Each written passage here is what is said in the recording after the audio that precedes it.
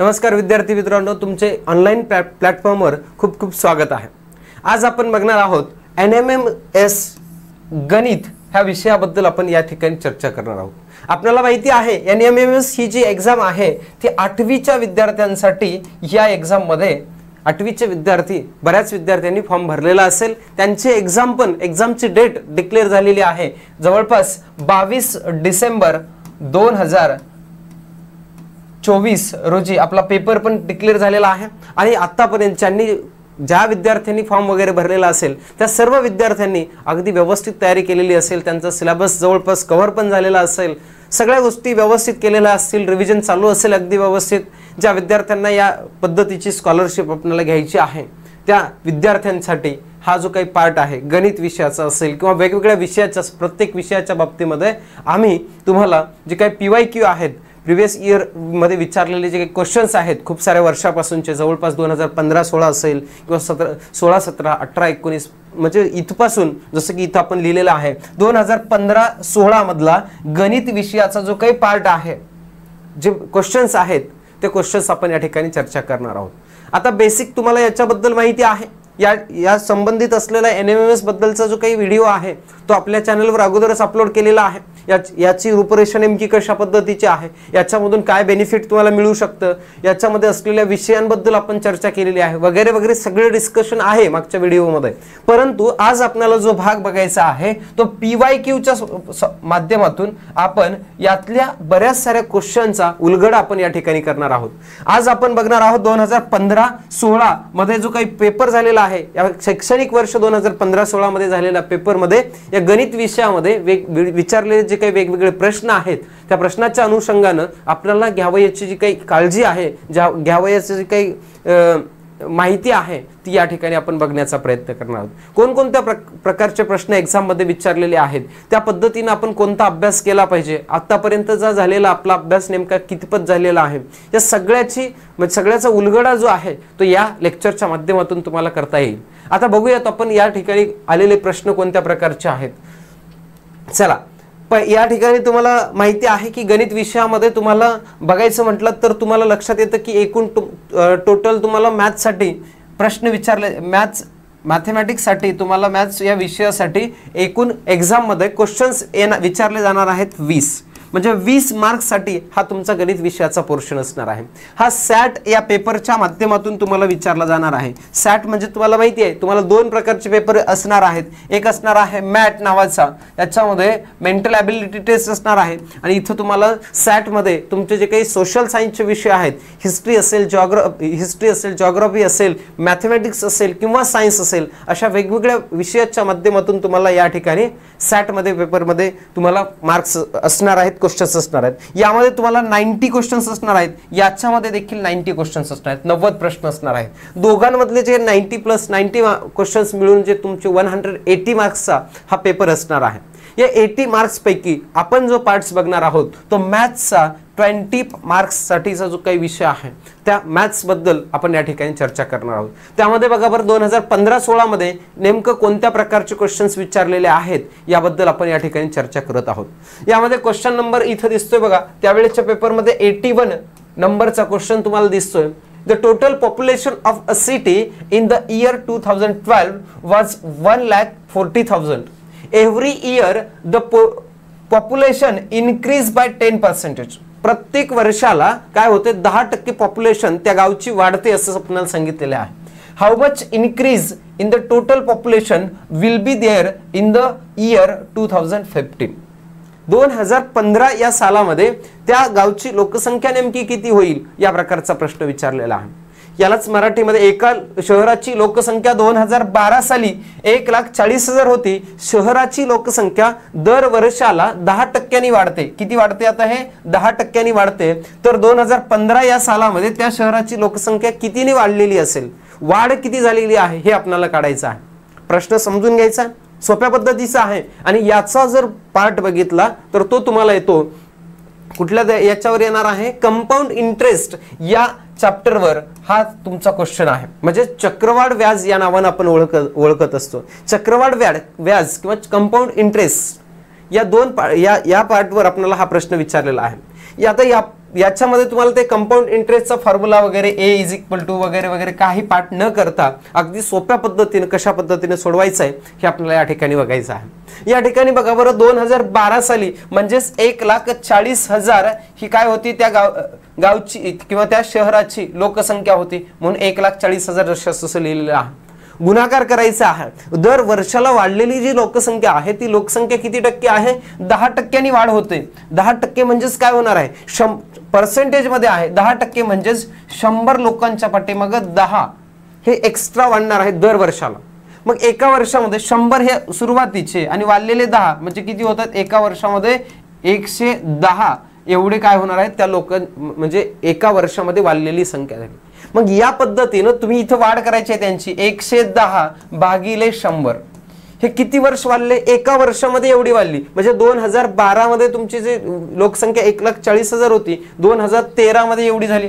2014 मध्ये काढायची म्हटलं तर परत पण 10% वाढ होते, म्हणजे परत याच पद्धतीने। आणि 2013 झालं हे 2013 2014 आपल्याला काढायचं आहे 2015 पर्यंतची। 2015 मध्ये म्हटलं तर 1,10 भागिले 100। आता तुम्हाला प्रश्न पडलेला असेल की 110 का आणलं, याचं कारण मी इथे एक्सप्लेन केलेलं आहे तुम्हाला। 100 लोकांना 10% वाढ होते, म्हणजे 100च्या बदल्यामध्ये पुढच्या वर्षी लोकांची संख्या किती असणार आहे, 100च्या बदल्यात 110 असणार आहे।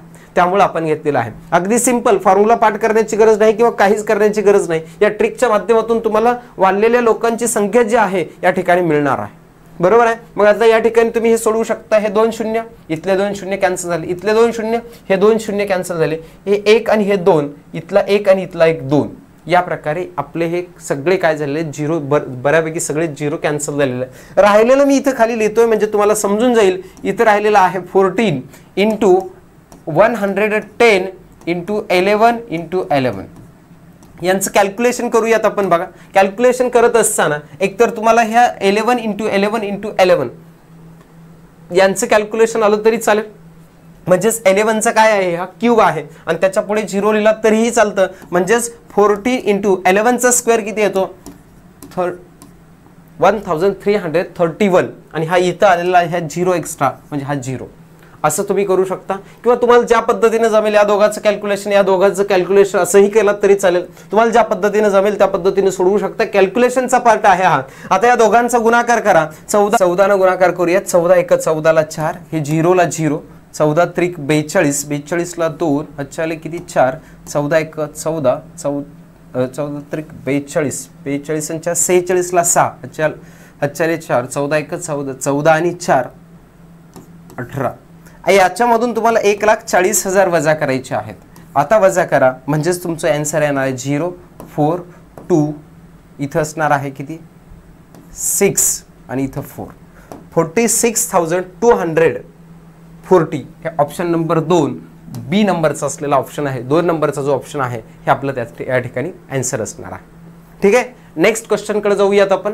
नेक्स्ट क्वेश्चन असेल आपला या ठिकाणी 82 नंबरचा प्रश्न या ठिकाणी पाहायला मिळतोय। यामध्ये तुम्हाला प्रश्न बघा काय आहे, काय विचारलेला आहे, प्रश्नामध्ये काय सांगितलेलं आहे या ठिकाणी बघूयात। If x square minus Y square x square minus y square is equal to 63 and x plus y is equal to 7, then find the value of x minus y r। ठीक आहे, आता या ठिकाणी तुम्हाला काय सांगितलेलं आहे तर x चा स्क्वेअर दिलेलं information x square minus y square आहे इज इक्वल टू किती आहे 63 आहे 63 आणि x अधिक y बरोबर किती दिलेलं आहे तुम्हाला x plus y is equal to 7 आहे। हे सोडवत असताना आपल्याला काय करायचं आहे, या पहिल्या दिलेल्या इन्फॉर्मेशनचा वापर करून आपल्याला काय करता येतं तर हे तुम्हाला एक्सपान्शन फॉर्म्युले या चॅप्टरवरचा पार्ट आहे असं लक्षात येतं। एक्सपान्शन फॉर्म्युले विस्तार सूत्रे, मग x square minus y square याचा फॉर्म्युला तुम्हाला यायला पाहिजे। a square minus b square असं आपण म्हणत असतो। a स्क्वेअर मायनस b स्क्वेअरचा फॉर्म्युला आहे आपला x प्लस y एका ब्रॅकेटमध्ये, सेकंड ब्रॅकेटमध्ये x minus y, a plus b a minus b is equal to किती असणार 63। दिलेल्या इन्फॉर्मेशन नुसार या फॉर्म्युला नुसार लिहिलं, आपल्याकडे फॉर्म्युला कोणता आहे a square minus b square is equal to formula आहे a plus b second bracket मध्ये a मायनस b। ठीक आहे, आणि या दोघांचा विचार या फॉर्म्युल्याचा यूज करून आपण इथे लिहिलेला आहे x आणि y च्या फॉर्म्युल्यामध्ये। आता x प्लस वाय ची व्हॅल्यू आपल्याला दिलेली आहे 7, मग ठेवा ही 7 व्हॅल्यू इथं. 7 ठेवलं, x मायनस वाय आलेला आहे, इथं आलेला आहे आपलं 63. आता हे 7 मल्टिप्लाय मध्ये काही नाही, म्हणजे हे पुढे डिवाइड मध्ये जाणार आहे, म्हणजेच x minus Y is equal to असणार आहे किती 63/7. 7 न डिवाइड करा, 7 9 जा, म्हणजे x मायनस वाय ची व्हॅल्यू आलेली आहे 9. तुम्ही ऑप्शन मध्ये बघा, ऑप्शन मध्ये तुम्हाला दिसतं का बघा बरं हे 9 तुम्हाला कुठंच नाही दिसत, परंतु एका कुठल्या तरी ऑप्शनचा आन्सर मात्र 9 आहे. हे असे कन्फ्युजन करणारे क्वेश्चन्स तुम्हाला एक्झाम मध्ये असतात, त्यामुळे आपलं लक्ष जे असणार आहे ते बारकाईने तुमच्या या क्वेश्चन पेपरकडे असलं पाहिजे, तुमचं म्हणजे आन्सर चुकणार नाही. बघा 63 याची व्हॅल्यू काय येणार आहे, √63 असणार आहे. √64 याची व्हॅल्यू तुम्ही जर स्क्वेअर रूट काढलात तर 8 येते, पण 8 आन्सर आहे का आपलं, नाही. त्याच्यानंतर 49 इज इक्वल टू किती असणार आहे, अंडर रूट मध्ये आहे, स्क्वेअर रूट मध्ये आहे, म्हणजे याची व्हॅल्यू येते 7. पण आहे का ते पण सोडवता येईल का, नाही येणार, आपण ते पण आन्सर असणार नाही. पण लास्ट ऑप्शन जो आहे अंडर रूट किती आहे तुमचं 81 आहे. 81 हा जो आहे तो 9 चा स्क्वेअर आहे, म्हणून आपला ऑप्शन असणार आहे 9 हे आन्सर आलेला आहे. म्हणून x मायनस वाय ची व्हॅल्यू जी असणार आहे ती √81 म्हणजेच 9 या प्रकारे असणार आहे. या पद्धतीनं हा प्रश्न आपल्याला सोडवता यायला पाहिजे. नेक्स्ट क्वेश्चन कडे जाऊयात आपण. नेक्स्ट क्वेश्चन तुम्हाला म्हटलेला आहे find the value of 144/0.5 divided by plus आहे इथं प्लस 16/0.5 असं तुम्हाला दिलेलं आहे, इज इक्वल टू किती आहे आपल्याला काढायचं आहे. बघा इथे क्वेश्चन लिहितो मी 144, तुम्हाला व्यवस्थित दिसेल 144 चा घातांक 0.5 आहे, अधिक नेक्स्ट पुढे आहे 16 चा घातांक आहे किती 0.5 आहे. बरोबर, याचं उत्तर काढायचं. अगदी सोप्या पद्धतीचा प्रश्न आहे, परंतु तुम्हाला सरळ स्ट्रेट फॉरवर्ड न विचारता थोडा गुंतागुंतीचा करून तुम्हाला प्रश्न विचारण्याचा प्रयत्न केलेला आहे. अगदी तुमच्या जर बेसिक कन्सेप्ट क्लिअर असतील तर तुम्हाला सोडवता येणार आहे. 140 ह्या 0.5 म्हणजे काय असतं, 144 किती असणार आहे 1/2 प्लस 16 किती असणार आहे 0.5, याचा अर्थ असणार आहे 1/2. आता 1/2 म्हणजेच काय असतं, 1/2 म्हणजेच इन स्क्वेअर रूट 144 प्लस इन स्क्वेअर रूट 16. जर घातांकाच्या ठिकाणी पॉवरच्या ठिकाणी जर 1/2 येत असेल तर ते काय असणार आहे स्क्वेअर रूटच्या फॉर्म मध्ये आपण लिहू शकतो त्याला, आणि याचं स्क्वेअर रूट काढता येतं. याचं स्क्वेअर रूट किती येणार आहे 144 हा 12 चा स्क्वेअर आहे, त्याच्यानंतर 16 चा स्क्वेअर आहे 4, म्हणजे तुम्हाला 1 to 30 स्क्वेअर पार्ट असले पाहिजेत आणि 1 to 15 पर्यंतचे क्यूब पण पार्ट असले पाहिजेत, म्हणजे तुमचे कॅल्क्युलेशन कमी वेळामध्ये होतील आणि तुमचा टाइम या ठिकाणी वाचू शकतो. हे 12 प्लस किती असणार आहेत 4 किती होत आहेत आता हे 16, आणि हे आपला आन्सर असणार आहे. या ठिकाणी हे आलेलं आहे, सॉरी इथं तुम्हाला किती सांगितलेलं आहे 12 प्लस 4 हे किती असेल तुमचं, आता या ठिकाणी 1/2 म्हणजे 16 हे तुमचं आन्सर असेल. दिलेलं आहे का इथं तुम्हाला ऑप्शन मध्ये, इथं तुम्हाला ऑप्शन मध्ये ते दिलेलं नाही, परंतु याचा आन्सर जे असणार आहे डिवाइड असणार आहे, प्लसच्या ठिकाणी डिवाइड असेल, हा थोडा प्रॉब्लेम आहे. डिवाइड जर असेल हे प्लस नाही, कारण ऑप्शन 16 नाही, डिवाइड असेल तर डिवाइड असणार आहे 12 डिवायडेड बाय किती असणार आहे या ठिकाणी 4 जर केलात तर हे याचा आन्सर असेल 3. इथं 3 मात्र आहे, ऑप्शन नंबर 2 डिवाइड आहे. थोडं याच्यामधले जे क्वेश्चन्स आहेत ते तुम्हाला थोडं क्लिअरली दिसत नाहीत, पण क्लिअरली ज्यावेळेस तुम्ही व्यवस्थित तुमच्याकडे पेपर असणार आहे त्यावेळेस क्लिअरली दिसणार आहेत, म्हणजे हे प्लसच्या ऐवजी काय आहे तिथं सगळ्याच ठिकाणी डिवाइड असणार आहे. ठीक आहे, नेक्स्ट क्वेश्चनकडे जाऊयात आपण. बघा अंडर रूट मध्ये काय दिलेलं आहे 0.2 डिवायडेड बाय आहे मल्टिप्लाय बाय अंडर रूट किती आहे 0.032 असं कॅल्क्युलेशन तुम्हाला दिलेलं आहे. आता या ठिकाणी दोन्ही ज्या व्हॅल्यूज आहेत त्या दोन्ही व्हॅल्यूज तुम्हाला स्क्वेअर रूट मध्ये दिलेल्या आहेत, आणि दोन्ही जर स्क्वेअर रूट मध्ये असतील, या दोघांच्या ठिकाणी जर सारखं स्क्वेअर रूट असेल तर आपण याला सोडवत असताना या दोघांचा सरळ सरळ एकत्रित लिहून आपण त्यांचा मल्टिप्लिकेशन करता येतो. 0.2 इंटू 0.032 अशा प्रकारे या दोघांचं मल्टिप्लिकेशन आपल्याला करता येतं. आता हे गुणाकार आपल्याला करता येईल. खरं तर 32 गुणिले 2 किती होतं हे 64 म्हणजे 64 येईलच, परंतु पॉईंटचा विचार केलात हा एक पॉईंट आणि इकडचे आलेले 3 पॉईंट्स, म्हणजे 3 अंकानंतर पॉईंट आहे, इथे 1 अंकानंतर, म्हणजे टोटल किती अंकानंतर पॉईंट्स आहे 4, म्हणजे इथं आपल्याला 4 पॉईंट्स करण्यासाठी इथं 2 झिरो घ्यावे लागतील आणि याच्या अगोदर 1 पॉईंट, म्हणजे 0.0.0064 असे 0 पॉईंटच्या पुढे 4 डिजिट असलेला नंबर आपल्याकडे तयार होईल. या पद्धतीने त्याचा मल्टिप्लिकेशन केलेला आहे. नेक्स्ट आता या स्क्वेअर रूटची व्हॅल्यू काढायची आहे, कारण हे आन्सर मध्ये आपल्या आहे का इथं कुठं नाही. मग स्क्वेअर रूट मध्ये काढत असताना याच्या स्क्वेअर रूट काढत असताना काय करायचं असतं, इथं जर स्क्वेअर मध्ये काय असेल पॉईंट जर 4 अंकानंतर असेल तर आपल्या आन्सर मध्ये त्याचे पॉईंट जे असणार आहेत अर्धे होतात. जर 6 असले असते तर 3 झाले असते. इथं 4 आहेत, याच्या कारणामुळे येणारं आन्सर जे असणार आहे आपल्या त्या आन्सर मध्ये तुम्हाला 2 डिजिट नंतर पॉईंट येणार आहे. म्हणजेच 64 चा स्क्वेअर रूट काढा. आता हे 0.0064 याचा जर विचार केला, पॉईंट आणि 0 काढून टाकलं तर 64 आहे. मग 64 कशाचा स्क्वेअर आहे बरं, हा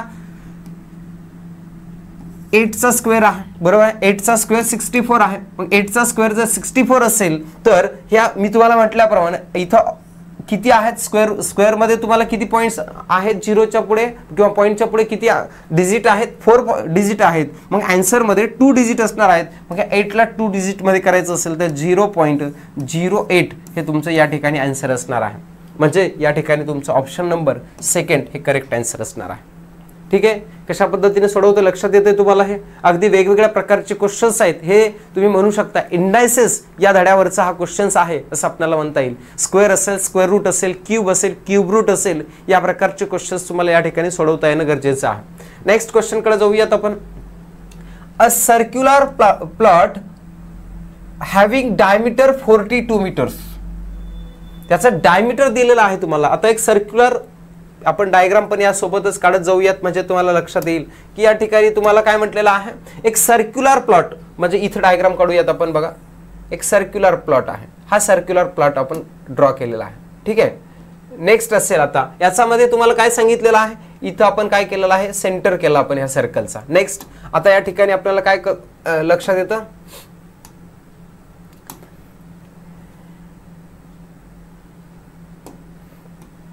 इथं आपण या सेंटर आहे असं सपोज केलं. सेंटर पासून आपल्याला काय करायचं आहे, डायमीटर दिलेला आहे म्हणजे 42 चा. मग तुम्हाला रेडियस कळते, याला आर म्हणू शकता. रेडियस किती आहे, 21 सेंटीमीटर असणार आहे. ठीक आहे, त्याचा हाफ असणार आहे. मग सेंटीमीटर नाही, मीटर मध्ये असणार आहे, कारण मीटर मध्ये दिलेला आहे. To be fenced with 5 round by a wire. आपल्याला काय करायचं, याच्या असाच या बॉर्डर नुसार काय करायचं, आता आपल्याला एक 5 फेरे घ्यायचे. कशाचे, तारेचे. इथं म्हटलेलं आहे बघा, वर्तुळाकार तारेचे 5 पदरी कुंपण घ्यायचे. कुंपण राऊंड करायचे आपल्याला, मध्ये कोणी येऊ नये म्हणून, बरोबर आहे.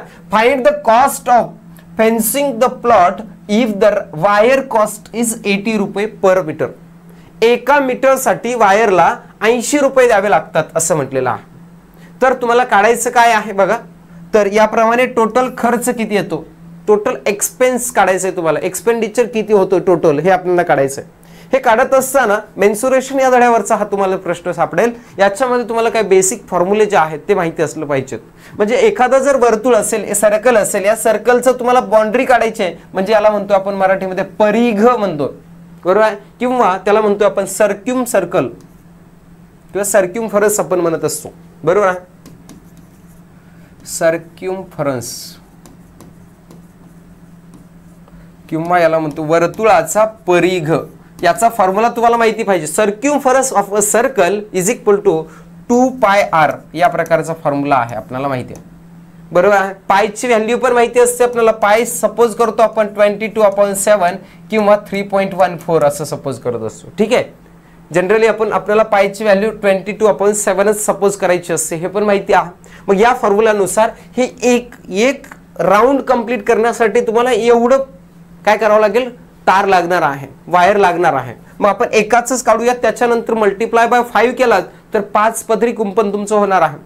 हे तुम्हाला म्हणजे समजलं पाहिजे. मग आता आपल्याला काय करायचं आहे, यानुसार व्हॅल्यूज ठेवूया. 2 × पाय ची व्हॅल्यू ठेवली 22/7. आर म्हणजे आर ची पण व्हॅल्यू आपण इथे या ठिकाणी काढून ठेवलेली आहे. डायमीटरच्या म्हणजे व्यासाच्या अर्धी असणार आहे. व्यास तुम्हाला 42 सेंटीमीटर 42 मीटरचा दिलेला आहे, म्हणजे 21 मीटरचा येईल. म्हणजे इथे 21 आलं, 7 भागातला 7 त्रिक 21 होईल. म्हणजेच यांचं गुणाकार 22 × 2 44 झालं, गुणिले 3 म्हणजेच या दोघांचा गुणाकार केला तर 44 × 3 4 त्रिकोण 12 ला 2 4 त्रिकोण 12 आणि 1 13 132 मीटर एवढी तार एका राऊंड साठी लागेल, बरोबर आहे.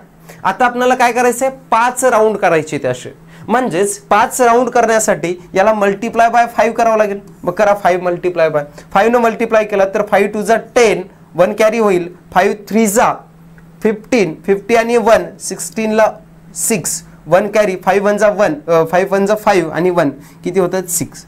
660 मीटर एवढी वायर, एवढी तार ही कशाला लागणार आहे, तर त्या कंपाऊंडला किंवा ते साईडनं आपल्याला घ्यायची जे कुंपण आहे त्या कुंपणासाठी 660 मीटर एवढी वायर लागेल. आपल्याला एका मीटरसाठी लागलेला खर्च पण या ठिकाणी दिलेला आहे. बघा, एका मीटरसाठी, प्रति मीटरसाठी जो लागलेला खर्च आहे तो 80 रुपीज आहे. मग आपल्याला टोटल तार किती लागते, टोटल वायर किती लागते, 660 मीटर लागते. मग आता तुम्हाला जर काढायचं असेल 80च्या फॉर्म मध्ये तर 80 न मल्टिप्लाय करावं लागेल. 0 0 तर शेवटी राहणारच आहे. 8 न मल्टिप्लाय करा, 8 6 जा 60, 48 ला 8 हातच्याले किती, आता इथं 4, 48 48 आणि 4 किती होत आहेत, हे 52 आणि हे 1 आणि 2 0, 52,800 रुपये हा टोटल कॉस्ट असेल. कशासाठी, जे काही 5 आपल्याला काय घ्यायचे आहेत, तुम्हाला त्या ठिकाणी फेन्सिंग करायचे आहेत किंवा त्या पद्धतीने जे तारेचं कंपाऊंड घ्यायचं आहे, बरोबर आहे, त्या कंपाऊंडसाठी टोटल जो एक्सपेंडिचर लागणार आहे, खर्च जो येणार आहे 52,800, हे ऑप्शन नंबर 3 नंबरचा ऑप्शन हा आपल्यासाठी करेक्ट आन्सर असणार आहे. आपण कशा पद्धतीने काढलेलं आहे हे तुम्हाला समजलेलं असेल. नेक्स्ट चला पुढच्या क्वेश्चनकडे जाऊयात. बघा, पुढचा क्वेश्चन या ठिकाणी तुम्हाला दिलेला आहे, हा तुमचा रेशो प्रोपोर्शन या पार्टवरचा तुमचा क्वेश्चन पाहायला मिळेल. इथं सांगितलेलं आहे 21 centimetre segment is divided in the ratio of 2:3. Find the length of bigger part. जो काही बिगर पार्ट आहे त्याची लेंथ काढा असं म्हटलेलं आहे. एक सेगमेंट दिलेला आहे तुम्हाला, त्या सेगमेंटची लेंथ तुम्हाला माहिती आहे किती आहे, लेंथ 21 सेंटीमीटर आहे आणि त्याला डिवाइड करायचे आहेत. म्हणजे हा सेगमेंट आहे, सपोज ह्या सेगमेंटची लेंथ किती आहे, AB हा सेगमेंट आहे, याची लेंथ आहे टोटल 21 सेंटीमीटर. याला डिवाइड्स करायचे, डिवाइड्स म्हणजे मधून काढून कापायचे आपल्याला. समजा इथून 2:1 इकडचा 2 असेल तर 2:3, इकडचा 2 चा पार्ट असेल तर इकडचा 3 असला पाहिजे. या प्रकारचा 2:3 या रेशो मध्ये याला डिवाइड करायचे आहेत. याचे 2 समान पार्ट्स करायचे आहेत 2:3 या फॉर्म मध्ये. तर तुम्हाला ग्रेटर जो पार्ट येणार आहे, बिगर जो पार्ट येणार आहे त्याची लेंथ काढा असं म्हटलं आहे. तुम्हाला मी वारंवार सांगत असतो की as2 चा जो ज्यावेळेस फॉर्म्युला येईल किंवा as2 जिथं कुठं असेल, रेशो जिथं कुठं असेल, गुणोत्तर कुठं का असेल ना, त्या ठिकाणी तुम्हाला असं 2:3 वगैरे दिलं जाणार आहे. आणि मग ते ज्यावेळेस दिलं जातं त्यावेळेस आपल्याला काय करायचं आहे, तर याला सोडवत असताना आपण हे as2 काढून टाकायचं असेल तर तुम्हाला एकाची जी काही लेंथ असणार, आता याच्यामध्ये 2 मोठा आहे का 3 मोठा आहे, 3 निश्चितच, म्हणजेच बिगर जो पार्ट असणार आहे तुमचा, हा बिगर पार्ट सपोज करायचा आहे तुम्हाला, हा 3 जशास तसं ठेवायचा, त्याच्यासोबत x हा सेम मल्टिपल समान पट म्हणून तुम्ही घेऊ शकता. मग स्मॉल पार्ट कोणता होईल तुमचा, स्मॉल पार्ट होईल तुमचा रेशो आलं की x सपोज करायचं त्याच्यासोबत 2x, आपण या दोघांना सेपरेट केलं. बिगर पार्ट असेल तुमचा 3x, स्मॉलर पार्ट असेल तुमचा 2x.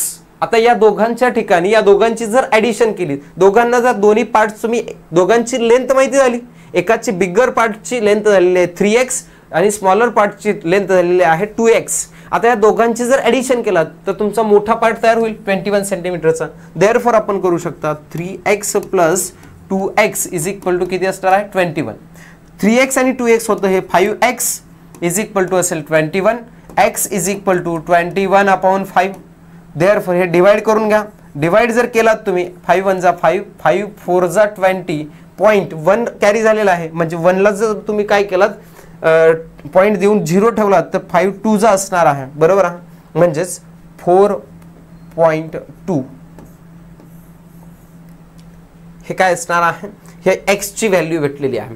आता x ची व्हॅल्यू तुम्ही ह्या बिगर पार्ट मध्ये जर ठेवलात, बिगर पार्ट तुमचा 3x चा आहे, म्हणजे 3 × x म्हणजे 4.2 ही व्हॅल्यू ठेवलात तर तुम्हाला बिगर पार्ट भेटेल. बघा 3 ने मल्टिप्लाय करा, 3 2 जा 6, ठीक आहे, आणि 3 4 जा 12 आणि हे पॉइंटला पॉइंट ॲज इट इज, म्हणजेच बिगर पार्ट तुमचा असेल 12.6 सेंटीमीटर. Option number 2. बरोबर आहे. जर तुम्हाला स्मॉलर पार्ट म्हटलं असतं तर या 2 इंटू करावं लागलं असतं तुम्हाला 4 पॉईंट किती आहे 2 आणि याचं आन्सर आलं असतं 2 इंटू 2 4 पॉईंटला पॉईंट 4 इंटू 2 किती होतं 8.4 हा स्मॉलर पार्ट असला असता आणि तोही तुम्हाला इथे ऑप्शनमध्ये दिलाय. हे तुम्हाला कन्फ्युजन करण्यासाठी दिलं जातच असतं. ठीक आहे, या प्रकारचा भाग असणार आहे. या पद्धतीचा क्वेश्चन हा रेशो प्रोपोर्शनचा तुम्हाला या पद्धतीनं सोडवता यायला पाहिजे आणि तुम्ही या प्रकारच्या क्वेश्चनची जास्तीत जास्त तयारी करून रिव्हिजन करून हे एक्झामला जाणं बंधनकारक आहे. नेक्स्ट आपण पुढच्या क्वेश्चनकडे जाऊयात. बघा इथे एक तुम्हाला काय दिलेला आहे क्वेश्चन आहे क्वाड्रिलॅटरल चौकोन या धड्यावरचा हा प्रश्न आहे. तुम्हाला धडा आहे 8वी मध्ये चौकोन रचना आणि प्रत्येक जो पार्ट आहे वेगवेगळ्या चॅप्टरवर म्हणजे प्रत्येक वेगवेगळ्या धड्यांवर तुम्हाला प्रश्न पाहायला मिळतोय. म्हणजे एकाच धड्यावरचा पार्ट आहे असं म्हणता येणार नाही. म्हणजे सर्वच्या सर्व तयारी तुम्ही करून जाणं गरजेचं आहे. बघा in a quadrilateral PQRS measure of angle P is equal to x degree, measure of angle Q is equal to 2x degree, measure of angle R is equal to 3x degree and measure of angle S is equal to 4x degree. Then find the type of quadrilateral PQRS. तर तुम्हाला ह्या चौकोनाचा प्रकार शोधायचा आहे. प्रकार म्हणजेच तुम्हाला या चौकोनाचे गुणधर्म माहिती असले पाहिजेत. ऑप्शन मध्ये तुम्हाला दिलेले आहेत. बघा उदाहरणार्थ फॉर एक्झाम्पल ट्रॅपेझियम म्हणजे काय, रेक्टँगल म्हणजे काय, सायक्लिक क्वाड्रिलॅटरल म्हणजे काय, पॅरलोग्राम म्हणजे काय. हा सायक्लिक क्वाड्रिलॅटरल शक्यतो तुम्हाला जास्त डिटेलमध्ये नाही म्हणजेच नाहीच. तुम्हाला 8वी मध्ये हा सायक्लिक क्वाड्रिलॅटरल नाही म्हणजे हा इलिमिनेट झाला. चक्रीय चौकोन म्हणतो, चक्रीय चौकोन नाहीच. चक्रीय चौकोन म्हणजे जर एखाद्या चौकोनाचे सर्व बिंदू जर वर्तुळावर येत असतील, सर्कलवर येत असतील तर त्याला आपण चक्रीय चौकोन म्हणतो. पण हा तुम्हाला नाही येत शिकायला म्हणून हा तिथंच कॅन्सल झाला. मग या तिघांपैकी दुसरा आहे आयत. आयत असू शकेल का बरं, तर आयतही असणार नाही. कारण आयतामध्ये तुम्हाला माहिती आहे आयत कशाला म्हणतोय, प्रत्येक कोण किती अंशाचा असेल याचा 90 अंशाचा असेल. आणि या ठिकाणी तुम्ही बघा बरं प्रत्येक कोण वेगवेगळा px चा आहे, क्यूचं मेजर आहे 2x, याचं 3x आहे, याचं 4x आहे. म्हणजे एव्हरी अँगल इज डिफरंट. म्हणजे वेगवेगळं आहे, प्रत्येक कोणाचं माप वेगळं आहे. परंतु आयतामध्ये कसं असतं प्रत्येक कोण हा कसा असतो 90 डिग्रीचा असतो. ठीक आहे, म्हणून हा पण ऑप्शन असणार नाही. नेक्स्ट आहे पुढचा समांतरभुज चौकोन, पॅरलोग्राम म्हणतो आपण याला. पॅरलोग्राम कशाला म्हणायचं असतं, पॅरलोग्रामची डेफिनेशन काय, ज्याच्या अपोजिट साइडची पियर जी आहे ती जर काय असणार आहे पॅरलल असेल तर त्याला आपण पॅरलोग्राम म्हणतो. मग जर तुम्हाला आता पॅरलोग्रामची डायग्राम बघायची म्हटले तर आपण इथे समजा अशा पद्धतीचा पॅरलोग्राम आपण या ठिकाणी काढू शकतो. म्हणजे याचा अर्थ इथं सांगू शकता तुम्ही A, B, C आणि D. AB इज पॅरलल आहे, कुणाला आहे AB पॅरलल CD ला आहे. आणि AD जो आहे हा AD पॅरलल आहे कुणाला BC ला पॅरलल आहे. असं ज्यावेळेस म्हणणार आहोत त्यावेळेस याचे जे काही अपोजिट अँगल्स असणार आहेत, अपोजिट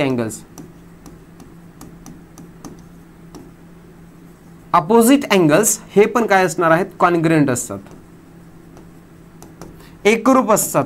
मग आता लक्षात घ्या इथं जर तुम्ही बघितलात इथे एकतर कोण एकरूप दिसतोय का, कॉन्ग्रुएंट दिसतोय का तुम्हाला, नाही. प्रत्येक वेळेस जो कोण आहे तो वेगवेगळा आहे. एक कोण आहे x डिग्रीचा आहे, दुसरा कोण आहे तुमचा 2x डिग्रीचा आहे, तिसरा 3x डिग्रीचा आहे आणि चौथा 4x डिग्रीचा आहे. म्हणजे टोटल हे सगळे चारही जे दिलेले आहेत हे टोटल वेगवेगळ्या प्रकारचे आहेत, म्हणजे डिफरंट आहेत. आणि हे वेगवेगळे ज्यावेळेस तुम्हाला दिले जातात त्यावेळेस तुमचे काय असणार आहेत तर वेगवेगळे असल्या कारणानं हा समांतरभुज चौकोन पण होणार नाही, पॅरलोग्राम पण होणार नाही. मग राहिला कोणता ऑप्शन हो तुमचा, एकच राहिला तो म्हणजे ट्रॅपेझियम.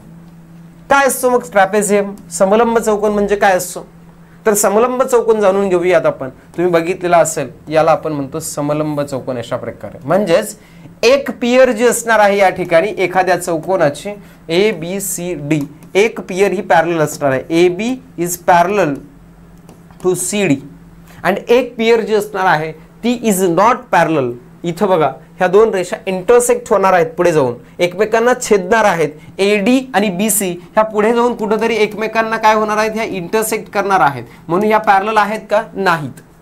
मग एक पेअर पॅरलल असेल आणि एक another pair is not parallel, then the quadrilateral is called as trapezium. मग या प्रकारचा हा ट्रॅपेझियम असणार आहे, याला म्हणतोय आपण समलंब चौकोन. मग याच्यामध्ये काय येतात, याच्यामध्ये येणार आहे एक समजा मी म्हटलं हा x आहे, हा काय असणार आहे तुमचा समजा 2x असेल किंवा हा 3x असेल, हा 4x असेल, याच्यामध्ये मात्र थोडा डिफरन्स असणार आहे. तो डिफरन्स म्हणजेच काय असणार आहे बघा, ह्या दोघांची जी ॲडिशन असणार आहे, हे दोन्ही इंटेरियर अँगल्स आहेत, कारण दोन लाईन्स पॅरलल आहेत म्हटल्यानंतर याच्यामध्ये येणारे हे जे दोन अँगल्स असणार आहेत हे कसे असणार आहेत अँगल्स, तर हे इंटेरियर अँगल्स असणार आहेत. आणि इंटेरियर अँगल्स कसे असतात आपल्याला माहिती आहे, सप्लिमेंटरी. आणि हे सोडवलं तर तुम्हाला यांची मेजर्स पण काढता येतात, मापं पण काढता येतात.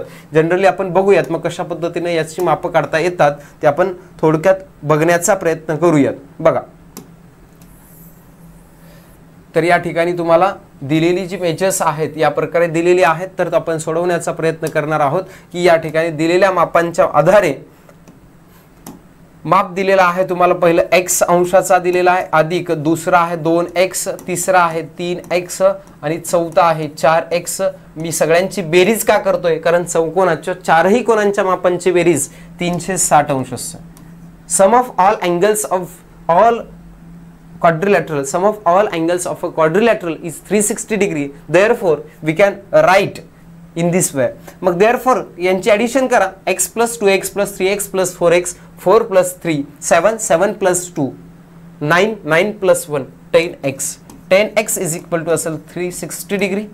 x is equal to measures असणार आहे तुमचं 360 divided by 10 म्हणजेच x is equal to 36 degree. ठीक आहे, म्हणजे आता तुम्हाला एका अँगलचं मेजर भेटलं, x डिग्री म्हणजेच 36 डिग्री आलेला आहे. हे 2x म्हणजेच किती असणार आहे, इंटू 2 करावं लागेल म्हणजे 72 डिग्री आहे. तिसरा अँगल आहे तुमचा 3x, 72 म्हणजेच इथं असणार आहे 108 डिग्री, 3 ने मल्टिप्लाय केला तर. आणि एक आता पुढचा आहे 4x म्हणजेच तुम्ही 36 ने मल्टिप्लाय केल्यानंतर 144 डिग्री येईल. या दोघांची ॲडिशन 180 डिग्री येते, या दोघांची ॲडिशन येते 180 डिग्री.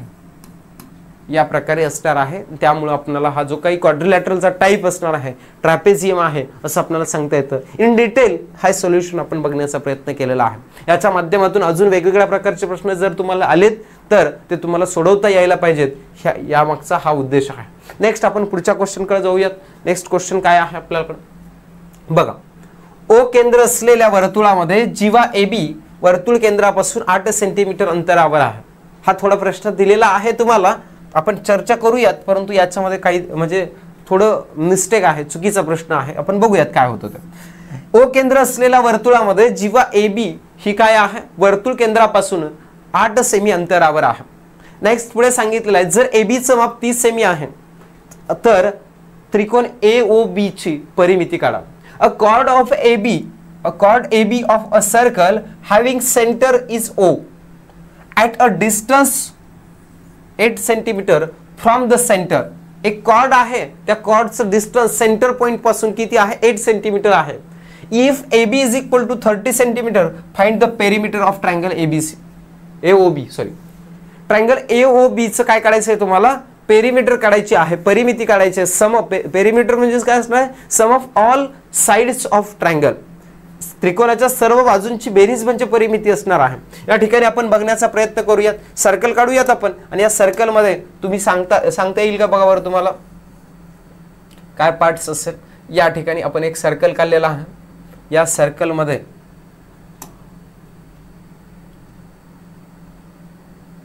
सेंटर घेतला, सेंटर O म्हटलेला आहे म्हणजे O घेतला. त्याच्यानंतर सांगितलेला आहे, इथं सांगितले अ कॉर्ड आहे, मग मी इथे एक कॉर्ड काढतोय बघा, लक्षात घ्या. ही कॉर्ड आहे. कॉर्ड कोणते आहे, AB, म्हणजे AB ही कॉर्ड आहे. कॉर्ड म्हणजे काय आहे, वर्तुळावरील कोणतेही दोन पॉइंट्स जॉईंट करणारा सेगमेंट म्हणजे कॉर्ड असणार आहे. वर्तुळावरील कोणतेही दोन बिंदू जोडणारा रेषाखंड म्हणजे जीवा असेल. जीवा AB आपण या ठिकाणी काढून घेतलेली आहे. आणि ती किती आहे, या वर्तुळ केंद्रापासून म्हणजे इथून परपेंडिक्युलर काढला आपण, हा आहे समजा इथं म्हटलेला आहे P हा पॉइंट घेतला, समजा सपोज आपण, बरोबर आहे. तर तुम्हाला काय काढायचं, P हा पॉइंट घेतलेला आहे, तर ह्या OPचं डिस्टन्स दिलेलं आहे तुम्हाला 8 सेंटीमीटर. ठीक आहे, OPचं डिस्टन्स दिलेलं आहे तुम्हाला 8 सेंटीमीटर, कारण वर्तुळ केंद्रापासून ती जीवेचं जे अंतर आहे ते 8 सेंटीमीटर एवढ्या अंतरावर दिलेलं आहे. त्याच्यानंतर तुम्हाला ABचं अंतर पण दिलेलं आहे. A पासून B पर्यंतचं अंतर तुम्हाला 30 सेंटीमीटर दिलेलं आहे, बरोबर आहे. इथपर्यंतचं अंतर 30 सेंटीमीटर दिलेलं आहे. नेक्स्ट पुढे काय दिलेलं आहे असेल तर AOB या त्रिकोणाची परिमिती. मग आपल्याला हे जॉईंट करावं लागेल. AOB हा त्रिकोण तयार झालेला आहे. आता त्रिकोणाची परिमिती काढायची असेल, पेरिमीटर काढायची असेल तर तुम्हाला त्या त्रिकोणाच्या सर्व बाजू माहिती असल्या पाहिजेत. मग सर्व बाजू आपल्याला माहिती करून घेण्यासाठी आपण थोडा विचार करणार आहोत. तो म्हणजे काय आहे, इथं माहिती आहे कोणकोणती बाजू. ही एक बाजू माहिती आहे आपल्याला, ती म्हणजे कोणती बाजू माहिती आहे, तर या ठिकाणी तुम्हाला असलेली बाजू माहिती असलेली आहे ती एक आहे AB, बरोबर आहे, AB माहिती आहे. दुसरं ह्या OBचं माप काढायचं आहे आणि ह्या AOचं पण माप काढायचं आहे. या दोघांची मेजर्स तुम्हाला माहिती असले पाहिजेत. पण हे दोन्ही रेडाय ऑफ सेम सर्कल, एकाच वर्तुळाच्या दोन्ही त्रिज्या असल्यामुळे एकाचं जरी माप काढलं तर दोघांचं माप तेच असणार आहे. पण आहे का माहिती आपल्याला, ते नाही माहिती. मग आता ते काढायचं कसं, तर या ठिकाणी तुम्हाला हे माप दिलेलं आहे म्हणून आपल्याला काढता येईल. हा लंब दिलेला आहे, मग वर्तुळ केंद्रापासून या जीवेवर काढलेला जर लंब असेल तर तो त्या जीवेला काय करतोय, दुभागतोय, म्हणजे समान दोन भाग करतोय त्या जीवेचे. त्या कॉर्डला बायसेक्ट करतोय. बायसेक्ट केल्यानंतर दोन इक्वल पार्ट्स मध्ये ती डिवाइड होणार आहे. म्हणजे AP चं अंतर होणार आहे 15, म्हणजे 30 च्या अर्ध 15 होईल, आणि या PB चं अंतर होणार आहे 15. हाफ झालेला. आता तुम्हाला एक इथे ट्रायंगल दिसतोय OPB, इथं काढतो बघा मी. हा O आहे, इथं P आहे, इथं B आहे, आणि या ठिकाणी तुम्हाला लक्षात येईल इथे एक परपेंडिक्युलर लाईन दिसते. परपेंडिक्युलर आहे म्हणजे हा राईट अँगल झालेला आहे, राईट अँगल ट्रायंगल, बरोबर आहे. काटकोन त्रिकोण झालेला आहे. काटकोन त्रिकोणामध्ये PBचं अंतर आपल्याला माहिती झालेलं आहे 15 सेंटीमीटर आहे, आणि या OPचं पण अंतर माहिती आहे 8 सेंटीमीटर आहे. मग निश्चितपणाने काटकोन त्रिकोणामध्ये दोन बाजूचं अंतर माहिती असेल तर तिसरी बाजू आपल्याला काढता येते. बाय पायथागोरस थिअरम OBचं डिस्टन्स काढता येतं. कर्णवर्ग बरोबर पायावर्ग अधिक उंची वर्ग, हायपोटेनियसचा square is equal to base square plus height square, या फॉर्म्युलेच्या अनुसार आपल्याला या ठिकाणी OBचं डिस्टन्स काढता येतं. आणि आता या OBचं डिस्टन्स काढण्यासाठी OB हा हायपोटेनियस आहे, म्हणजे हायपोटेनियसचा square is equal to base square PB चा स्क्वेअर प्लस OP चा स्क्वेअर असं आपल्याला लिहिता येतं. आणि याच्यामध्ये ठेवा व्हॅल्यूज. PB किती आहे, 15 आहे, 15 चा स्क्वेअर प्लस 8 म्हणजे 8 चा स्क्वेअर आपल्याला लिहावं लागेल. 15 चा स्क्वेअर 225 प्लस 8 चा स्क्वेअर आहे 64, हे येईल 289, या दोघांची ऍडिशन. आणि हे OB चा स्क्वेअर येईल. OB बरोबर काय करावं लागेल तुम्हाला, taking square root of both side, हे येईल 17 सेंटीमीटर, 17 सेंटीमीटर. आता हे आलेलं आहे OB चा डिस्टन्स 17 सेंटीमीटर. मग हे 17 सेंटीमीटर असेल तर इकडचा हा पण किती असणार आहे, 17 सेंटीमीटर. आता तुम्हाला पेरिमीटर काढायचे, मग पेरिमीटर बरोबर काय असणार आहे, sum of all sides. Sum of all sides करा बरं. सम ऑफ ऑल साइड्स म्हणजे AO plus OB plus AB. बघा बरं डिस्टन्स किती होतं, 17 एक बाजू आहे, अधिक 17 दुसरी बाजू, अधिक 30 तिसरी बाजू, खालचा बेस. या ठिकाणी सर्वांची बेरीज किती होते बघा, 17 आणि 17 34, अधिक किती असणार आहे 30, बरोबर आहे या ऑप्शन 64 सेंटीमीटर, 64 सेंटीमीटर आहे बघा. ऑप्शन नंबर 3 हे करेक्ट आन्सर आहे. 64 येतो, 64 येतो ऑप्शनमध्ये आहे का नाही माहिती नव्हतं, आपण बघितलं, आपण सोडवलेलं आहे. ही एवढी इन्फॉर्मेशन तुम्हाला महत्त्वाची आहे. म्हणजे सरळ सरळ असं आहे की एखादी म्हणजे एक्झाम जी आहे ती तुम्हाला याच्यामध्ये कुठल्या लेवलचे क्वेश्चन्स विचारले जातात याचाही तुम्हाला विचार करून जाणं गरजेचं आहे. त्यासाठी आपण हे PYQची जी सिरीज घेतोय हे त्याच्या पाठीमागचा हा उद्देश आहे. नेक्स्ट बघूयात, पुढे नेक्स्ट क्वेश्चनकडे जाऊयात आपण. बघा, the average of 5 consecutive numbers that are in the multiple of 5 is किती आहे, इथं 55 आहे, इथं जर आलं नाही बघा 55. Find the largest number from the 5 consecutive numbers. खूप छान प्रश्न आहे हा, तुम्ही ॲव्हरेज या धड्यावरचा पाहायला मिळेल. 5च्या पटीमधील 5 क्रमवार संख्यांची सरासरी 55 आहे, तर त्या 5 क्रमवार संख्येतील सर्वात मोठी संख्या शोधा असं म्हटलेलं आहे. बघा, संख्या कशा आहेत, तो आपल्या सर्व संख्या ज्या दिलेल्या आहेत तुम्हाला, तर त्या सर्व संख्या 5च्या पटीमध्ये, 5च्या मल्टिपल मध्ये आहेत, 5च्या टेबल मध्ये आहेत. नेक्स्ट त्यांची ॲव्हरेज दिलेली आहे, आणि टोटल नंबर्स किती आहेत, 5 क्रमवार संख्या आहेत. 5 कॉन्झिक्युटिव्ह नंबर्स आहेत. बघा इथं सांगितलेले आहेत तुम्हाला 5 कॉन्झिक्युटिव्ह नंबर्स. 5 कॉन्झिक्युटिव्ह म्हणजे क्रमाने येणारे आहेत. म्हणजे जसं की उदाहरणार्थ 5च्या नंतर येणारी 5च्या पटीमधील क्रमाने येणारी संख्या कोणती आहेत, 10 15 म्हणजे 5चा टेबल या प्रकारे. मग या ठिकाणी जसं तुम्हाला इथं सांगू शकतं कॉन्झिक्युटिव्ह नंबर्स लगतच्या येणाऱ्या क्रमाने येणाऱ्या एकामागे एक येणाऱ्या 5च्या पटीतील संख्या अशा प्रकारच्या आहेत.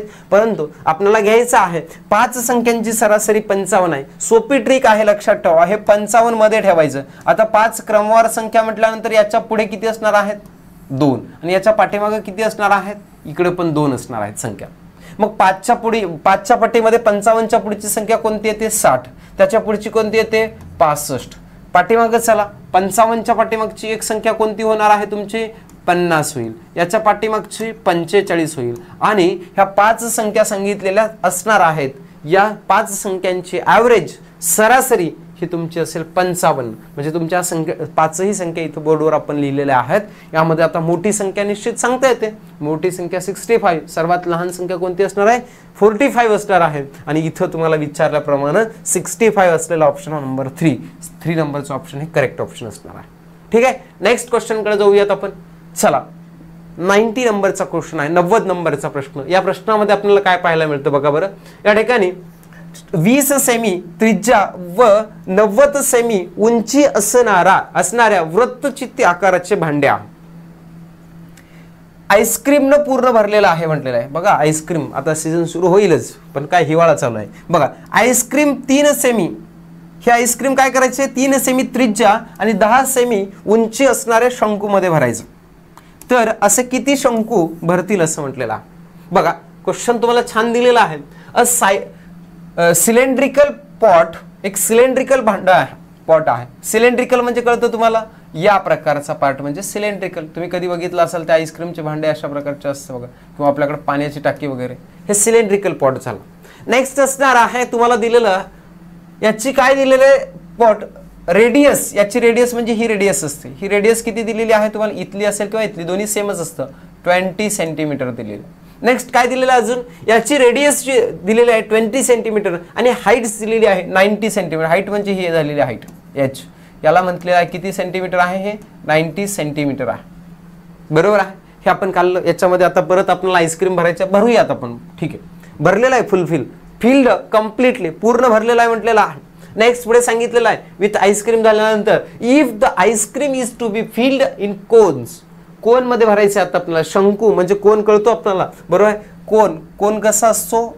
या प्रकारचा कोन असणार आहे तुमचा. आईस्क्रीम बघा, आईस्क्रीम पण येते आपल्याला काढतात. ठीक आहे, चलो बघा काय सांगितलेलं आहे. Required radius of each cone is 3 centimetre. याची रेडियस फक्त 3 सेंटीमीटर आहे. बरोबर आहे. नेक्स्ट पुढे काय सांगितलेलं आहे? अँड हाईट इज, हाईट किती आहे त्याची? 10 सेंटीमीटर. म्हणजे ही हाईट जी आहे 10 सेंटीमीटर आहे. ठीक आहे, याची हाईट. बरोबर आहे. ही हाईट जी दिलेली आहे तुम्हाला ती किती दिलेली आहे? 10 सेंटीमीटर हाईट दिलेली आहे. आणि याच्या आधारे यातलं आईस्क्रीम तुम्हाला याच्यामध्ये भरायचं आहे. आता हे तुलनेनं छोटं असणार आहे. इथं आपण डायग्राम मोठी काढून दाखवलेली आहे, पण आता याच्यामध्ये किती भरलं जाणार आहे हे आपल्याला काढायचं आहे. एखाद्या हॉलची कॅपॅसिटी असेल किंवा एखाद्या डायग्रामची कॅपॅसिटी असेल तर तुम्हाला काय करावं लागेल? त्याचं क्यूब काढावं लागेल. घनफळ म्हणतोय आपण त्याला, घनफळ काढावं लागेल किंवा क्यूब म्हणतो आपण. मग याचं पण क्यूबचा फॉर्म्युला आणि याचाही क्यूबचा फॉर्म्युला तुम्हाला यायला पाहिजे. आता नंबर ऑफ याच्यामध्ये असलेली कॅपॅसिटी म्हणजे याच्यामध्ये असलेली आईस्क्रीम नेमकी किती आहे हे काढलं पाहिजे आपण. हे काढण्यासाठी फॉर्म्युला वापरला पाहिजे. कोणता फॉर्म्युला आपल्याकडे असला पाहिजे? वापरला पाहिजे आपण क्यूब ऑफ काय असणार आहे किंवा व्हॉल्यूम ऑफ असं म्हणतो आपण याला. व्हॉल्यूम ऑफ सिलेंडर किंवा cylindrical pot.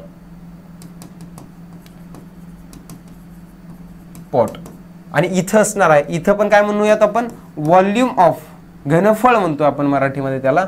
Volume of cone, घनफळ हे या ठिकाणी आपल्याला काढायचं. दोघांचाही फॉर्म्युला. आता सिलेंड्रिकल शेप असलेल्या पॉटचं जर तुम्हाला काय काढायचं आहे? व्हॉल्यूम काढायचं आहे, घनफळ काढायचं आहे, तर तुम्हाला काढावं लागेल त्याचा फॉर्म्युला असणार आहे. याचा काय असणार आहे? इथं असेल,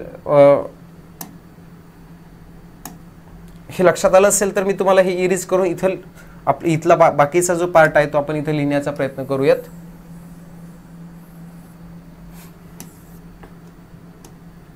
तो फॉर्म्युला असेल आपल्यासाठी काय आहे? Number of cones is equal to number of किती कोन तयार होतील. Number of cones is equal to volume of काय असणार आहे म्हणजे त्याच्यामध्ये सिलेंड्रिकल पॉट मध्ये असलेलं व्हॉल्यूम म्हणजे सिलेंड्रिकल पॉट मध्ये असलेली आईस्क्रीम डिवायडेड बाय एका कोन मध्ये. बरोबर आहे. व्हॉल्यूम ऑफ कोन व्हॉल्यूम कोनमध्ये असलेली काय जी काय व्हॉल्यूम आहे त्याचं व्हॉल्यूम आपल्याला काढायचं आहे, म्हणजे त्या एका कोनमध्ये बसलेले आईस्क्रीम काढायचं आहे. आता या दोघांचे फॉर्म्युले असणार आहे. याचा फॉर्म्युला असणार आहे pi r square h s, याचा फॉर्म्युला असेल 1/3 पाय आर स्क्वेअर एच असणार आहे. पाय म्हणजे 22/7. आता दोन्ही ठिकाणी सेमच आहे पण आर दोघांची वेगवेगळे आपण काढलेली होती आता, म्हणजे तेच याच पद्धतीनं आर स्क्वेअर. आता याची व्हॉल्यूम काय आहे, सिलेंड्रिकल पॉटची रेडियस किती आहे 20 आहे, म्हणजेच आपल्याला स्क्वेअर आहे म्हणजे 20 × 20 लिहावं लागेल. एच किती आहे, हाईट किती आहे, त्याची हाईट 90 आहे म्हणजे 90 लिहावं लागेल. ठीक आहे. नेक्स्ट आपल्याला अपॉन मध्ये 1/3 इंटू याची रेडियस किती आहे, कोणची रेडियस आहे आपल्याला दिलेली 3 सेंटीमीटर म्हणजे स्क्वेअर आहे म्हणजे 3 × 3 इंटू एच किती आहे, एच याची हाईट किती दिलेली आहे 10 सेंटीमीटर म्हणजे हे लिहावं लागेल आपल्याला 10. करा कॅल्क्युलेशन. 3 आणि 3 कॅन्सल झालं, परत 0 आणि हा 0 कॅन्सल झाला, 3 3 9 असणार आहे. डिनॉमिनेटर मधले सगळे कॅन्सल झालेले आहेत. मग वरती काय राहिलेलं आहे 20 × 20 × 3. 20 × 20 किती होणार आहे 400 × 3 म्हणजेच किती होईल 4 3 12 1200 एवढे कोन्स तयार होतील आणि ह्या ऑप्शन नंबर 4 मध्ये आपल्याला दिलेला आहे. या पद्धतीचे जे काही क्वेश्चन्स आहेत हे आपण या ठिकाणी बघण्याचा प्रयत्न केलेला आहे. असे वेगवेगळे क्वेश्चन्स असणार आहेत, इन डिटेल आपल्याला बघायचे आहेत. याचा फायदा तुम्हाला येणाऱ्या एक्झाम मध्ये होणारच आहे. यामध्ये तुम्हाला जे काही बेसिक फॉर्म्युले आहेत किंवा हे क्वेश्चन्स जे आहेत हे तुम्ही वेगवेगळ्या पद्धतीने सोडवण्याचा प्रयत्न करा. अशा प्रकारचे आणखी काही क्वेश्चन्स तुम्हाला प्रॅक्टिसमध्ये भेटतात का बघा. वेगवेगळे प्रिव्हियस इयरचे क्वेश्चन पेपर सोडवा आणि त्याच्यामधून तुम्हाला काय अडचणी येत असतील तर तुम्ही आम्हाला कमेंटमध्ये सांगू शकता. आम्ही त्या सोडवण्याचा निश्चितपणाने प्रयत्न करूयात. या प्रकारचे आणखी काही क्वेश्चन जे आहेत ते आपण पुढे बघण्याचा प्रयत्न करूयात. या ठिकाणी सध्यापुरतं आता थांबूयात आपण. धन्यवाद.